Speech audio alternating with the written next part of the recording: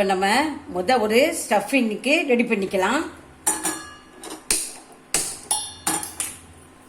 நான் அதுக்கு தேவையான அளவு சர்க்கரை போட்டிருக்கேன். ஒரு அரை கிளாஸ் தண்ணி விட்டுக்கலாம்.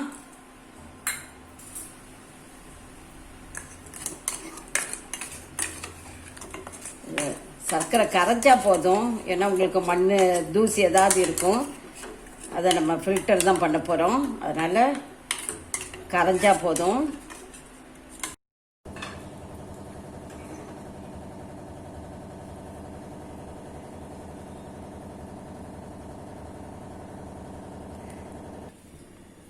இப்போ தேங்காய் போடுறேன்.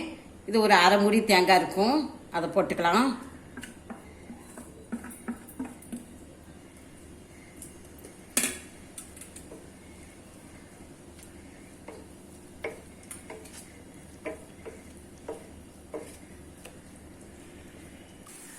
ஏலக்காய் பொடி,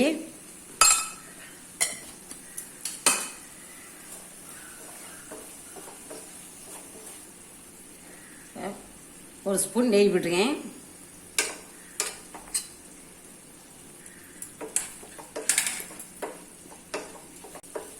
இது ஆறட்டும், நமக்கு அதுக்கிடையில் மேல் மாவு பிசைஞ்சிடலாம். இப்போ பாருங்க, பூர்ணம்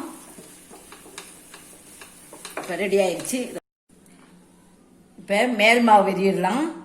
நான் அதுக்கு ஒரு கப்பு கோதுமை மாவு எடுத்திருக்கேன். உப்பு, ஒரு ஸ்பூன் எண்ணெய் விட்டுக்கலாம்.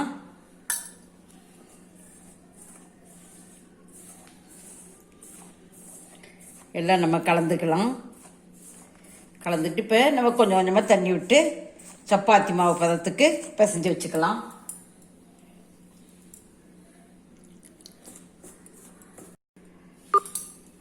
கொஞ்சம் எண்ணெயை தடவி இது ஒரு 15 நிமிஷம் அப்படியே வச்சிடலாம்.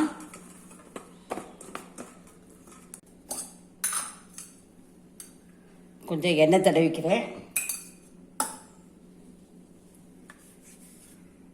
15 நிமிஷத்துக்கு மேலே ஆயிடுச்சு. நம்ம இப்போ இதை சின்ன சின்ன சப்பாத்தியாக போட்டுக்கலாம்.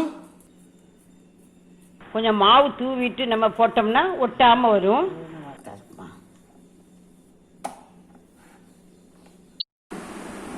இதை வச்சு நம்ம கட் பண்ணிக்கலாம்.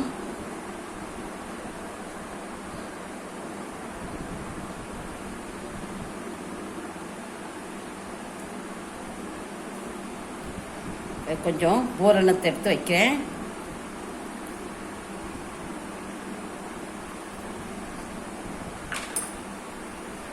வச்சுக்கிட்டு நம்ம இப்படி பாவாடை மடிப்பு மாதிரி, இங்கே பாருங்க, நம்ம சாரிக்கு இப்படி மடிப்போம்ல, அதை மாதிரி இப்படி இப்படியே மடிச்சுக்கலாம்.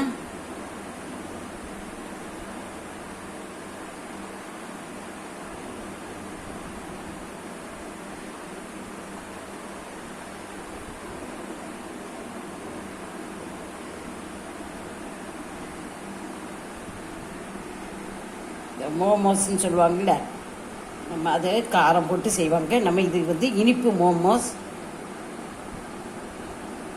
இப்படி ஒரு இட்லி தட்டில் கொஞ்சம் ஆயில் தடவி அதை அப்படியே வேக வச்சிடலாம். இப்போ இட்லி பானை வச்சுருக்கேன். அதில் இப்போ தண்ணி நல்லா கொதிக்க ஆரம்பிச்சிருச்சு. இப்போ நம்ம இதை வச்சு ஒரு 7 நிமிஷம் நல்லா வேகட்டும்.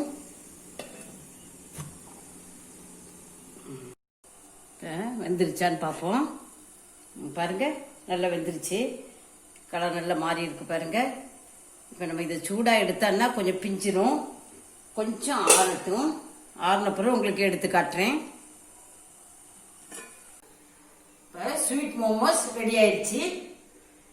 இது உங்களுக்கு மைதா மாவுலையும் செய்யலாம். குழந்தைங்களாம் விரும்பி சாப்பிடுவாங்க. இதை உங்களுக்கு மத்திய ஒரு லஞ்சு கூட இதை அப்படியே குழந்தைங்களுக்கு கொடுத்து விடலாம்.